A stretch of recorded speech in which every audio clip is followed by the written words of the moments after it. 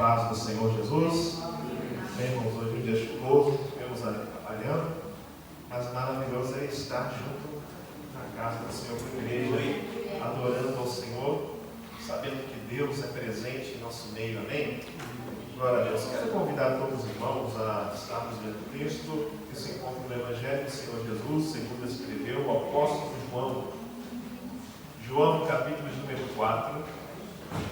E vamos estar lendo os versículos de número 20 até o versículo 24. João, capítulo 4, do versículo 20 ao versículo 24. E assim está escrito na poderosa palavra do Senhor. Nossos pais adoraram neste monte, e vós dizeis que é em Jerusalém o lugar onde se deve adorar. Disse-lhe Jesus: mulher, crê-me que a hora vem, em que nem neste monte, nem em Jerusalém adorareis o Pai. Vós adorais o que não sabeis, nós adoramos o que sabemos, porque a salvação vem dos judeus. Mas a hora vem, e agora é, em que os verdadeiros adoradores adorarão o Pai em espírito e em verdade, porque o Pai procura a tais que assim o adorem. Deus é espírito, e importa que os que o adorem em espírito e em verdade. Amém? Antes dos irmãos assentarem, o que Deus ele procura? Verdadeiros adoradores que o adoram em espírito e em verdade. Amém? Pode tomar assento. Deus abençoe em nome do Senhor Jesus. Glórias a Deus. Estava meditando nesta palavra, nesse texto, e o tema que eu quero trazer aqui nessa mensagem é os adoradores da qual Deus procura. E nós vemos aqui que o Senhor Jesus, ele teve a oportunidade de falar com algumas pessoas. Algumas pessoas, no relato dos evangelhos, tiveram o grande privilégio de conversarem particularmente com o Senhor Jesus. E João, quando ele escreveu sobre o Evangelho de Cristo, ele fez um relato de duas pessoas em particular. E no capítulo 3 fala de Nicodemos, e no capítulo 4 nos fala da mulher samaritana. O interessante é que essas duas pessoas, totalmente diferentes umas das outras, um mestre de Israel, um dos príncipes de Israel, uma pessoa de preeminência, uma pessoa muito importante na sociedade judaica, e numa outra pessoa, uma mulher que na sociedade ela estava na marginalidade, ela estava a par da sociedade, porque nós vemos aqui no texto, no contexto, os irmãos sabem que essa mulher, ela não era casada, ela vivia com um homem, e ela já teve 5 maridos, mas atualmente no qual ela estava, não era o atual marido dela. E também, aos olhos dos judeus samaritanos, ela era uma samaritana, visto que o Senhor Jesus, ele falou com ela, ela se surpreendeu, porque ela vendo que ele, sendo judeu, ele dirigiu a palavra para ela, sendo uma mulher, algo que não era costume daquela cultura. Não deveria um homem falar com uma mulher, a não ser se fosse um parente dele, ou sua esposa, na rua. E também, além disso, ela era uma mulher samaritana, da qual os judeus desprezavam os samaritanos. E nós vemos aqui que, para essas duas pessoas, o Senhor Jesus ele trouxe uma revelação profunda em relação ao reino de Deus. Para Nicodemos ele falou sobre o novo nascimento, e para a mulher samaritana ele falou sobre o derramamento do Espírito Santo e também sobre a adoração verdadeira.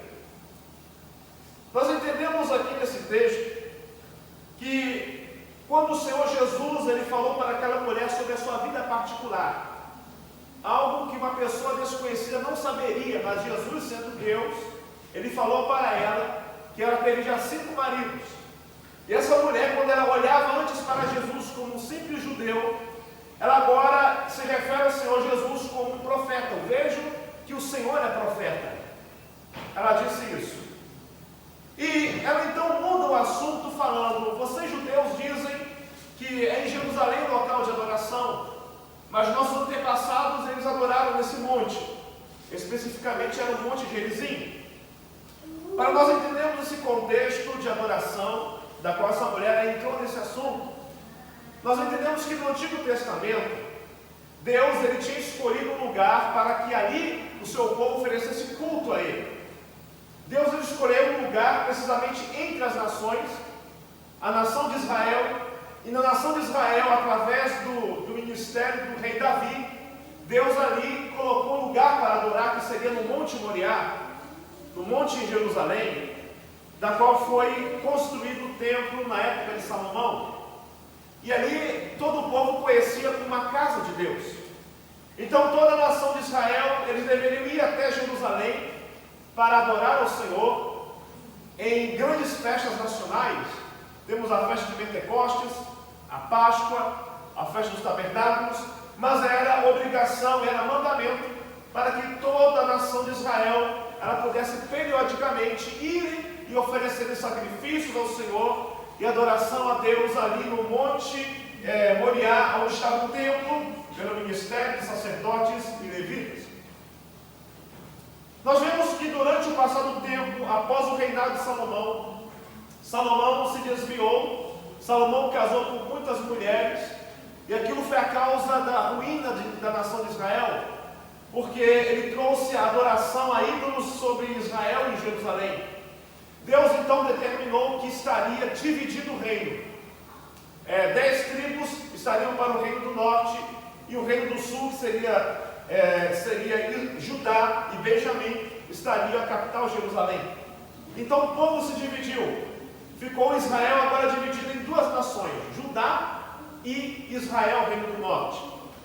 A capital de Judá era Jerusalém, o local de adoração era o templo em Jerusalém.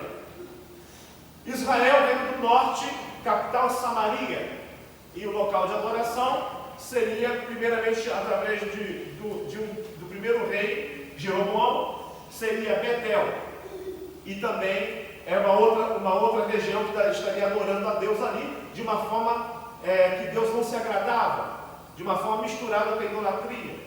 Então nós vemos assim que, passado o tempo, a nação de Israel, o reino do norte, por muito pecar contra Deus, por muito se rebelar contra o Senhor, Deus então determinou o juízo.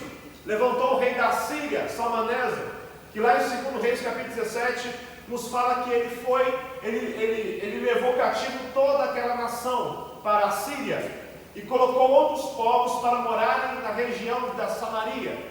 Ficaram povos judeus, povos israelitas. E esses povos israelitas ali então se misturaram com as pessoas de outras nações, dando origem assim ao povo samaritano, um povo que era misturado. Por isso que a nação judeus, a elite judaica, eles não consideravam eles como realmente verdadeiros adoradores. Passados anos, nós vemos que os samaritanos eles desenvolveram uma religião, e nessa religião eles concentraram um lugar para adorar, que seria no Monte Gerizim. Os samaritanos eles aceitavam somente o Pentateuco, somente os livros de Gênesis, Êxodo, Levítico, Números e Deuteronômio. Eles não aceitavam de Josué em diante, eles não aceitavam como a palavra de Deus.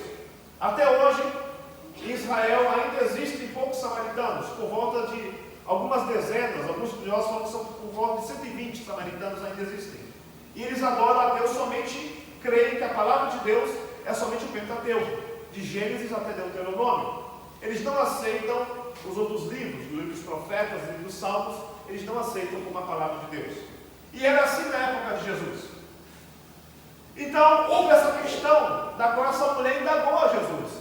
Os meus antepassados, eu aprendi na minha casa, aprendi pelos meus pais, que o lugar de adorar é Gerizim. Mas Jesus ele não entrou nessa questão de conflito cultural. Jesus ele não entrou nessa questão de conflito religioso da história de Israel. Jesus ele já foi para adiante, ele já foi mostrando o futuro para ela. Ele não entrou nesse assunto. A resposta do Senhor Jesus foi a seguinte: creme que a hora vem em que nem neste monte, nem em Jerusalém adorareis o Pai. Vocês adoram o que não sabem. Nós adoramos o que sabemos, porque a salvação vem dos judeus. De uma forma bem resumida, Jesus ele já falou essa história aqui. Os samaritanos eles tentaram agradar a Deus, adorar a Deus da sua própria forma, não seguindo as Escrituras Sagradas, da qual Deus determinou o local de adoração no Antigo Testamento. Mas Jesus ele foi mais ainda, dizendo que a hora vem em que os verdadeiros adoradores adorarão o Pai em espírito e em verdade. Não depende de um lugar, não depende de um povo escolhido, de uma nação, ou de uma etnia, ou de um idioma para se achegar a Deus, para adorar a Deus. Não depende de você estar em um lugar para adorar ao Senhor. Existem religiões no mundo da qual os seus fiéis eles precisam peregrinar pelo menos uma vez no ano até aquele lugar para oferecer o seu culto ao seu Deus, como nós vemos o exemplo do islamismo. Pelo menos uma vez na vida, uma pessoa islâmico, ele tem que ir para a Meca, oferecer ali a sua adoração a Allah. Nós vemos que em várias religiões eles colocam locais de adoração que falam que são sagrados. Nós estamos aqui no Japão, um país que é, na sua predominância religiosa, shintoísta e budista, e vemos milhares de templos espalhados por essa nação, locais da qual os religiosos eles acreditam como locais sagrados, locais especiais. Eles acreditam que para se chegar a essa divindade, esse suposto Deus, eles têm que ir até esse templo. Eles têm que ter ali a intercessão de um sacerdote para que ele possa ser agraciado pela bênção desse Deus, segundo as religiões, segundo aqui no Japão mesmo. Mas, quando Jesus ele mostrou para essa mulher, nessa época o templo ainda estava ali, o serviço de adoração estava acontecendo em Jerusalém, mas eu estava falando, olha, não vai mais depender de lugar, não vai mais depender agora se é Jerusalém, se é essa cidade ou se é esse monte, mas Deus ele procura pessoas que o adorem em espírito e em verdade. Ele disse para aquela mulher que a hora vem, a hora está próxima. Mas eu quero dizer uma boa notícia para vocês hoje. Essa hora já chegou para nós. Glória a Deus, aleluia. Quando ele falou que a hora vem, ele estava se referindo à sua obra, à missão de Jesus quando ele veio ao mundo, quando o Verbo se fez carne, quando Deus Filho se encarnou no ventre de Maria pelo poder do Espírito Santo. Ele nasceu como um ser humano, ele cresceu como uma criança normal, ele viveu entre nós, ele operou sinais e maravilhas, ele pregou sobre o reino de Deus, mas a missão principal de Cristo era que ele fosse até a cruz do Calvário. E naquela cruz, ele morresse em meu lugar, ele morresse em seu lugar, para que nós possamos ter acesso a Deus, possamos ter nossos pecados perdoados, possamos nos encontrar a Deus e eu poder oferecer a Deus um sacrifício vivo, santo e agradável ao Senhor. A vontade de Deus através de Cristo era que a humanidade pudesse ser feita de verdadeiros adoradores. O ser humano, por mais que ele estude, por mais que ele se dedique a uma religião, ou então ao estudo da palavra de Deus, isso não vai fazer dele um adorador. É somente pela fé na obra de Cristo, é somente pelo poder da ação do Espírito Santo em nossa vida. Alguns fatos importantes que o Senhor Jesus ele fala nessa conversa com aquela mulher samaritana. Ele diz que a hora vem, todas as festas do Antigo Testamento, a Páscoa, o Pentecostes, a festa dos tabernáculos, tudo aquilo era um simbolismo, era um tipo, era uma figura do que realmente viria no futuro, a nova aliança. A verdadeira adoração a Deus ela está dentro da nova aliança através de Jesus Cristo.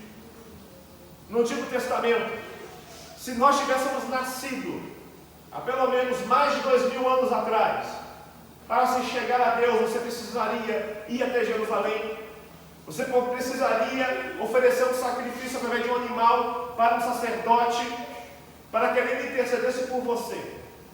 Era a forma de se chegar a Deus naquele tempo. Era a forma que Deus tinha escolhido temporariamente o culto. Mas tudo aquilo era para mostrar o futuro. Nós vemos na palavra do Senhor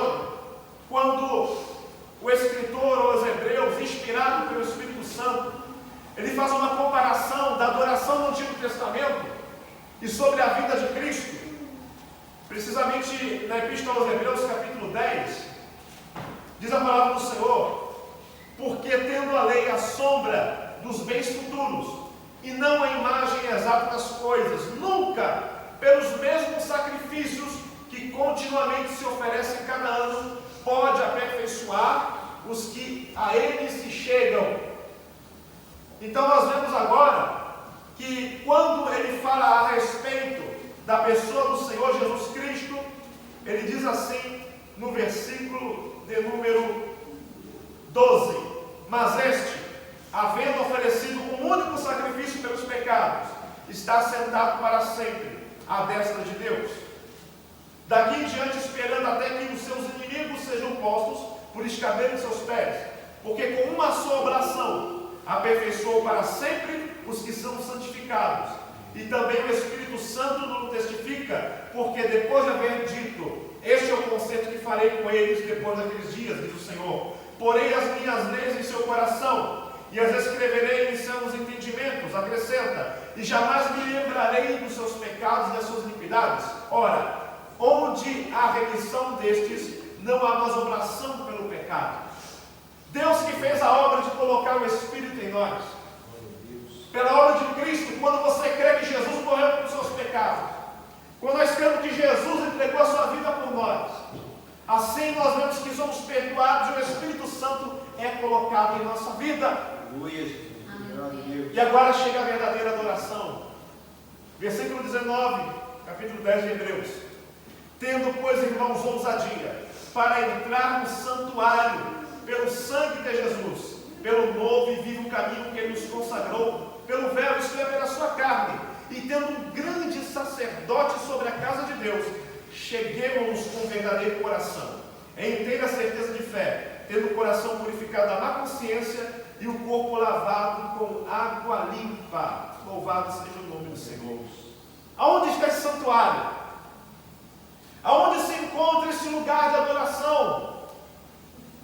As pessoas procuram, até mesmo hoje, entre pessoas evangélicas, alguns procuram lugares especiais para adorar a Deus.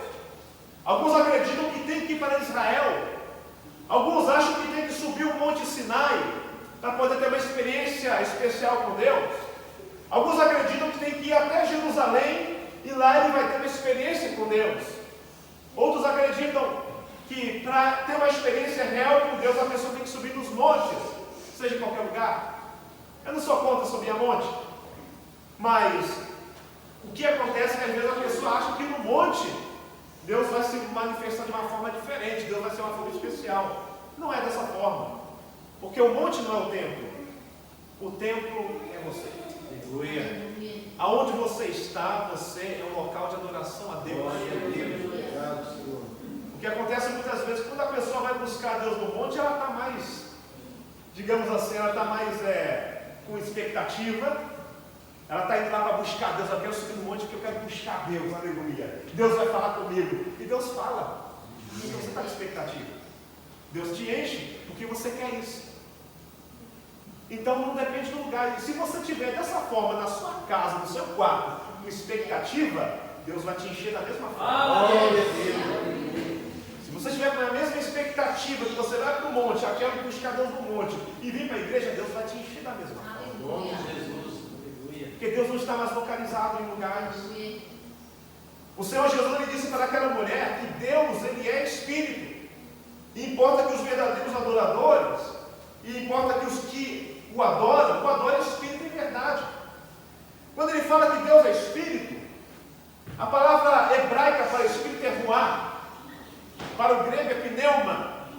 Literalmente a palavra Espírito ela significa vento, ar em movimento, sopro, aquilo que é invisível. Nós sabemos que o ar existe, sabemos que o vento é o ar em movimento, mas o que acontece, qual que é a diferença? Vamos botar aqui um exemplo, deste lugar, dessa igreja, esse local, essas paredes, para o ar. O que vocês podem ver a diferença? Esse lugar que está limitado.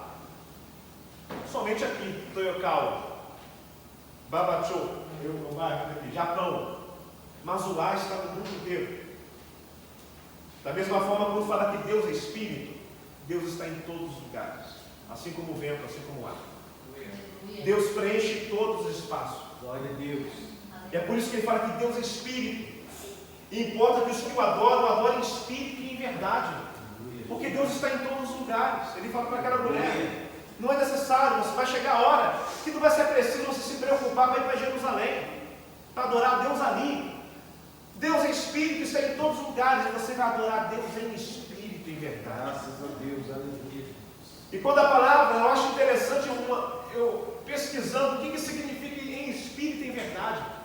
Se você pesquisar nas Bíblias de estudo, você vai ver vários estudiosos dando a sua interpretação sobre isso. Mas eu achei interessante porque um senhor chamado Benny Archer, um teólogo, ele disse sobre essa palavra, essas duas palavras, em Espírito e em verdade. Ele fala que aqui o apóstolo João está usando uma linguagem, uma figura de linguagem chamada endíades, que significa o quê? Duas palavras que na verdade são uma só formam um único significado. Por exemplo, você vai ver lá em João capítulo 3, necessário nascer da água e do Espírito. Estudioso, ele quer dizer assim, que na verdade não é água e Espírito, possivelmente é você nascer da água espiritual. É um significado só. E quando fala em Espírito e em verdade, ele diz assim, que pode ser traduzido literalmente dessa forma: adorarão o Pai de maneira verdadeiramente espiritual, exclusivamente espiritual. Não vai ser mais necessário você levar um animal para adorar a Deus, um local específico para adorar a Deus, mas de uma maneira espiritual, em qualquer lugar você pode adorar a Deus, porque Deus está em todos os lugares. Então você pode adorar a Deus no seu local de trabalho, você pode fazer o seu culto no seu trabalho, você pode oferecer a sua adoração às vezes ali na linha de montagem, você pode oferecer a sua adoração ali na fábrica. Às vezes você está só ali, você e Deus, e começa a falar com Deus ali, começa a orar, começa a buscar Deus. Irmão, parece que você vai sentir ali a presença de Deus naquele lugar. Você já teve experiência assim? Quem já teve experiência? Cantando no trabalho, orando no trabalho, e ali você começa a querer dar glória, começa a falar alto, começa a sorrir. As pessoas falam: meu Deus, o homem está tão feliz.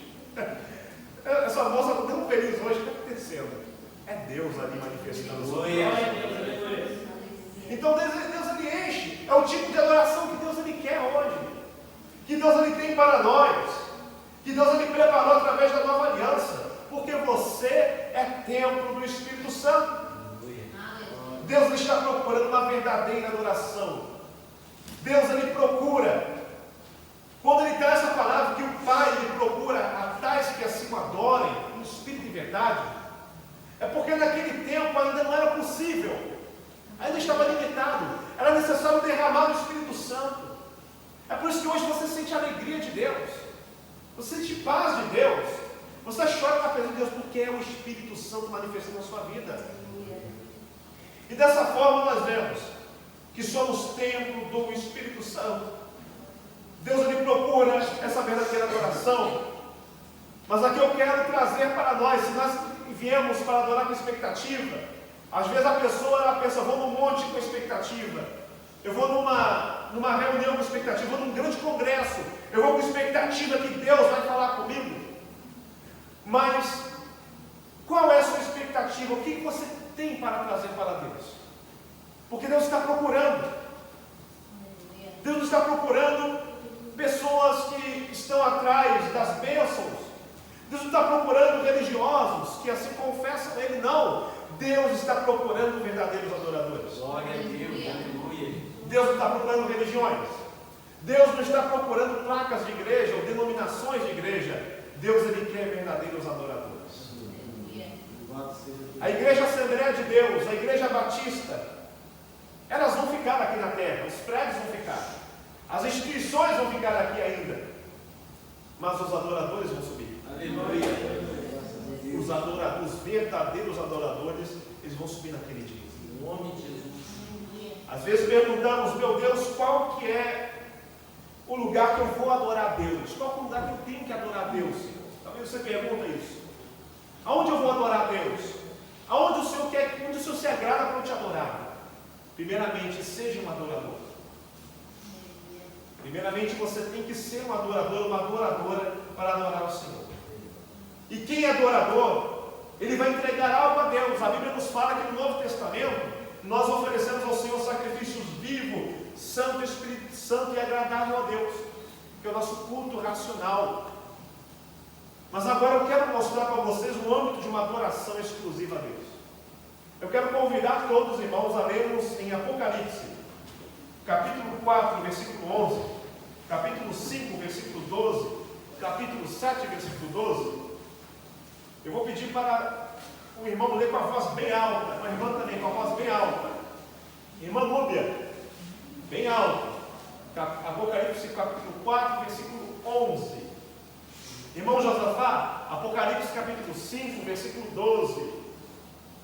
Irmão Mateus Cuxiama, Apocalipse 7, versículo 12. E vamos acompanhar a leitura. Vem todos em Apocalipse? Apocalipse é bênção, irmão. O mundo coloca como Apocalipse maldição, coisa ruim. Né, irmão? Tudo destruído. Apocalipse é bênção, é revelação de Jesus para nós. É bênção. Apocalipse 4:11, irmã Núbia, por favor.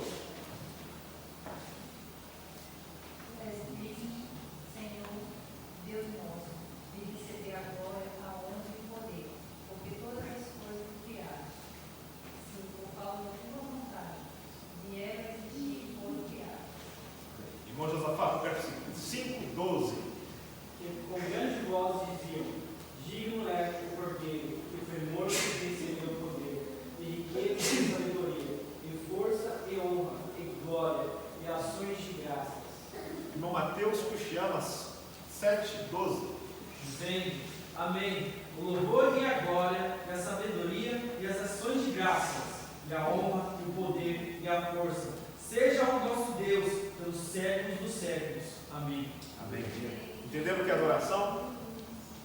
Esses 3 versículos aqui, eles sintetizam o que é adoração.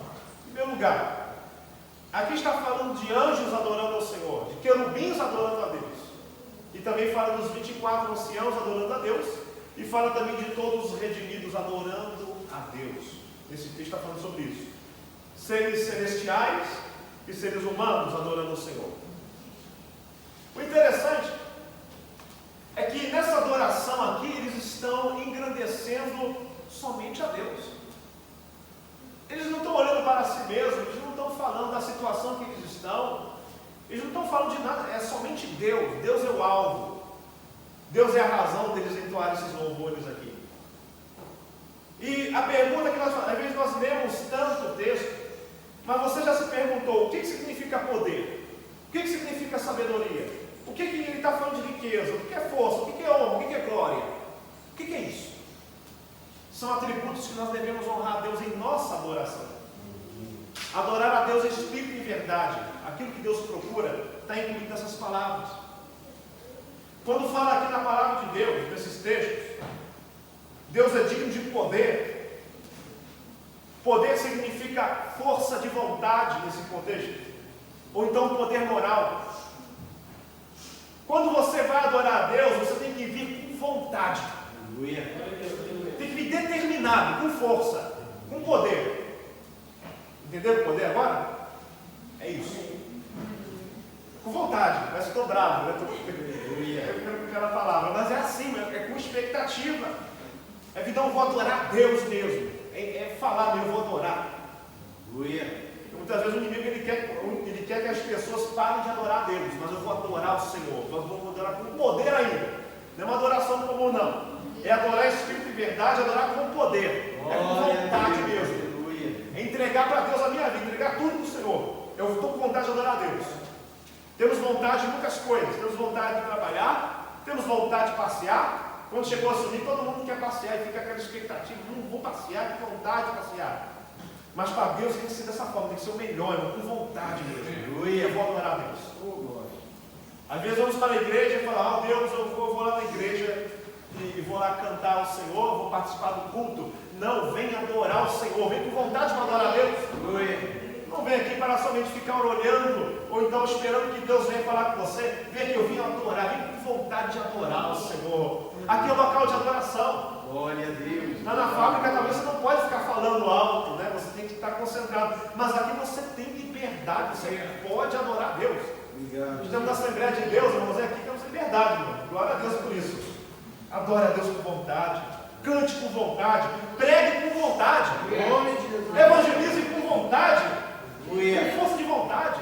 Trabalhe para o Senhor com vontade, com força, com poder, e o nome do Senhor vai ser glorificado na sua vida. E você vai estar oferecendo uma verdadeira adoração a Deus. Louvado seja o Senhor.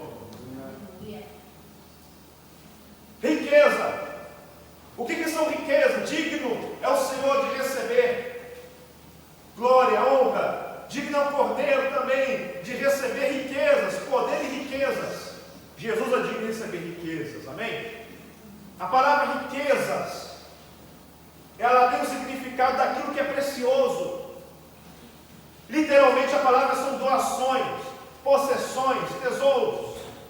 Nós encontramos ali em Jerusalém, em Atos capítulo 4, que a igreja, capítulo 3, capítulo 4, que a igreja, eles tinham tudo em comum. Eles doavam suas posses aos apóstolos. E ali a igreja compartilhava dos bens que eles tinham. Eles não eram presos com bens materiais. Um dos maiores males da sociedade de hoje é a pessoa presa ao materialismo, ao dinheiro. O dinheiro, ele é bom? Sabendo usar, ele é bom. O ruim é quando a pessoa se torna uma escrava das riquezas, um escravo do dinheiro. Pessoas que muitas vezes trabalham muito, mas muito mesmo para acumular riqueza aqui na terra. Não é errado nós termos nossos projetos, nossos planos para o nosso futuro, projetar o nosso futuro, comprar uma casa, comprar um carro, fazer um negócio, mas isso não pode ser a primazia em nossa vida. Em nossa vida, a primazia é o quê? Buscar o reino de Deus, a sua justiça. É confiar em Deus. Porque Deus é o provedor, é Deus que abre as portas, é Deus que sustenta, é Deus que dá saúde, é Deus que prospera. As riquezas, o dinheiro, eles são, a nossa missão como cristão, como crentes, é que nós administremos, nós servimos a Deus, sejamos bons mordomos para o nosso sustento, para o sustento da nossa família, para o bom andamento da obra de Deus, através de dízimos e ofertas. Não somos presos, mas nós reconhecemos isso. As riquezas pertencem ao Senhor. O Cordeiro, como diz aqui em Apocalipse, ele é digno de receber riquezas. Quando nós fazemos o quê? Quando nós investimos na obra do Senhor. Quando nós trazemos o dízimo na casa de Deus, quando nós ofertamos para o missionário, quando nós ofertamos na obra do Senhor, quando você ajuda o seu próximo necessitado também, você está assim fazendo para Cristo. Cristo, ele é digno de sabedoria, entendimento, nossa capacidade de pensar intelectual, que nós usamos assim como a força para engrandecer a Deus com o nosso pensamento, nossa inteligência e o nosso discernimento. Ele é digno de força. A palavra força, ela significa vigor, energia. Então é com vigor que a gente adora o Senhor, que Ele é digno do nosso vigor, da nossa saúde. Tem gente que às vezes chega de segunda a sábado trabalha, de segunda a sexta está batendo cartão, glória a Deus, está trabalhando, Deus abençoe. Mas às vezes quando chega o dia para ir para o culto, fica cansado, vem aquela canseira, eu estou muito cansado. Irmão, uma vez ou outra, é claro, às vezes nós estamos cansados, estamos com o nosso corpo debilitado, tudo bem. Mas tem aquelas pessoas que tornam isso um vício. Eu não vou para a casa de Deus, eu não vou adorar a Deus porque eu estou cansado, mas para trabalhar está benção. Para ir passear está uma maravilha, mesmo cansado, mesmo fazer aí aqui, vira, acordado à noite, mas tem um compromisso para passeio, tem churrasco, mas vai lá. Epa, mas estou dentro, vamos lá. Mas às vezes, vamos adorar a Deus. Ah, estou cansado, hoje não dá. Deus é digno da nossa força. Está falando disso a palavra do Senhor. Nossa força física mesmo. É nossa adoração a Deus, nossa atenção ao Senhor. Deus é digno de honra. Aqui fala de dignidade, integridade, a nossa vida honrando ao Senhor. É você obedecendo a palavra de Deus, você está adorando o Senhor, cumprindo a palavra do Senhor. Deus é digno de glória, que é magnificência. Deus é digno de ações de graça. Ações de graça é gratidão, tributo ao Senhor. Você tem sido grato a Deus todos os dias? E Deus, concluindo, Deus é digno de louvor. Louvor a Deus. O que é cantar? Irmãos, hoje, infelizmente, estamos vivendo um dos piores momentos da igreja dentro da área musical e de louvor ao Senhor. Um dos piores. Teve uma notícia muito triste na internet. Os irmãos talvez viram, não sei se é verídica, tá? Mas uma pessoa filmou dentro da igreja isso, ele filmou. Aquela louvor que o irmão sabe, esta casa, minha casa, nós. Isso, essa música. É um ministério chamado Casa. E segundo uma pessoa que filmou, ele filmando, tá? Se eu estiver errado, depois me corrijam.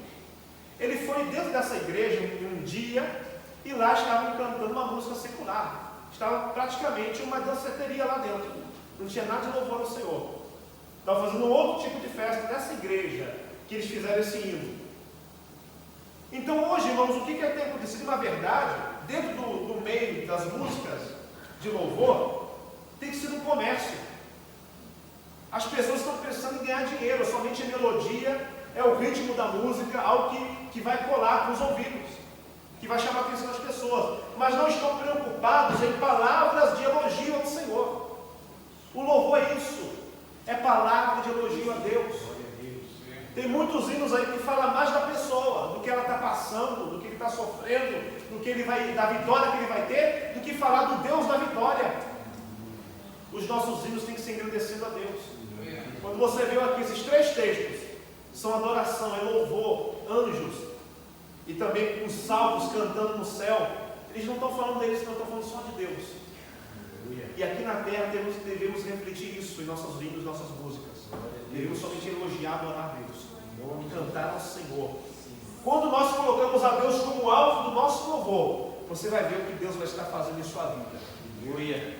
Como Deus ele vai fazer a obra na sua vida. Josafá, o rei, quando ele estava ali diante dos seus inimigos, Deus lhe deu uma ordem para colocar os levitas à frente da batalha. E qual que era o hino? Ele somente cantava assim: o Senhor é bom e a sua misericórdia dura para sempre. O Senhor é bom e a sua misericórdia dura para sempre. Eles não estavam nem falando deles mesmos, estavam falando só de Deus. E Deus ali foi destruindo os seus inimigos. Glória a Deus. Devemos aprender pela palavra de Deus como oferecer uma adoração verdadeira ao Senhor. Você já veio hoje aqui para a igreja? Eu quero adorar a Deus. Você veio aqui nesse sentido? Talvez você veio, quero ouvir a palavra de Deus, ou eu tenho que ir para a igreja. Você veio talvez com outros pensamentos. Mas a partir da palavra que hoje foi ministrada, eu quero que você se coloque agora na posição de adorador. Oferecer o seu sacrifício ao Senhor, sua adoração a Deus. Eu quero convidar todos a se colocarem de pé. Quero convidar o grupo de louvor para mais uma vez adorar o Senhor. Não só o grupo de louvor, mas a igreja. O hino que dê para todo mundo louvar. O hino que exalte ao Senhor nosso Deus. E vamos entregar ao Senhor o nosso melhor. Não só agora, não só hoje, mas todos os dias da nossa vida. Entregue o seu melhor a Deus na sua casa, no seu trabalho, no seu carro, onde você estiver. Seja um verdadeiro adorador, uma verdadeira adoradora. Deus está contigo, Deus está conosco em todos os momentos. Ele disse que estaria conosco até a consumação dos séculos. Deus é Espírito, e assim importa que os verdadeiros adoradores o adorem em Espírito e em verdade. Feche os seus olhos, vamos adorar o Senhor. Pai, nós vemos aqui, Senhor, meu Pai, neste propósito de adorar. Queremos somente engrandecer o Teu nome, Senhor. Pai eterno, talvez viemos aqui com preocupações, pensando, meu Deus amado, em situações, o que vamos fazer após o culto, ou uma dificuldade, meu Pai amado, que alguém que está enfrentando. Mas nesse momento nós entregamos a nossa vida, nosso espírito, alma e corpo ao Senhor. Vemos aqui louvar o Senhor, nosso Deus. Só o Senhor é Deus, só o Senhor é Deus. Apocalipse 5:12, como está louvando. Todo poder.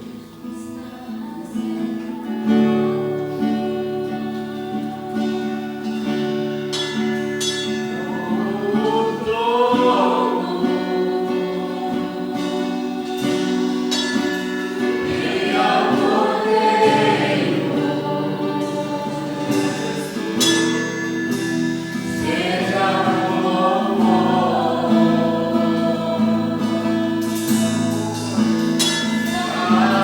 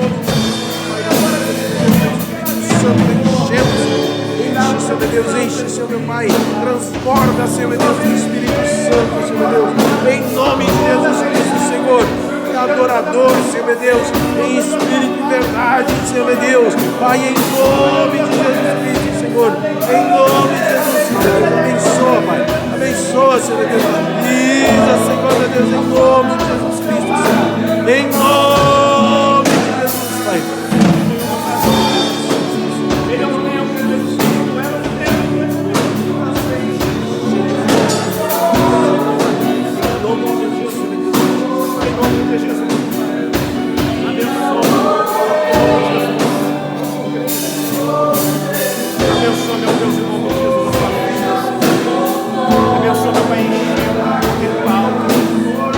Deus amado, Tu és o Deus Todo-Poderoso. Renova e enche com Teu poder.